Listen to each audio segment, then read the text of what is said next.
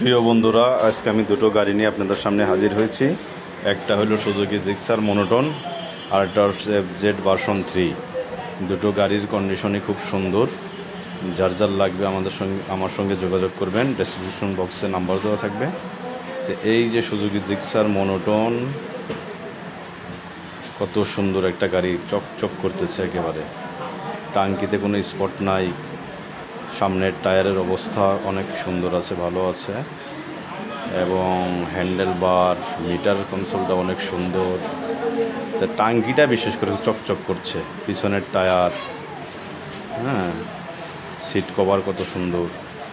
টাঙ্কিটা একেবারে নতুনের মতো আছে, একটু স্পটও নাই। ঠিক আছে, 27 সাল পর্যন্ত কাগজ আপডেট আছে।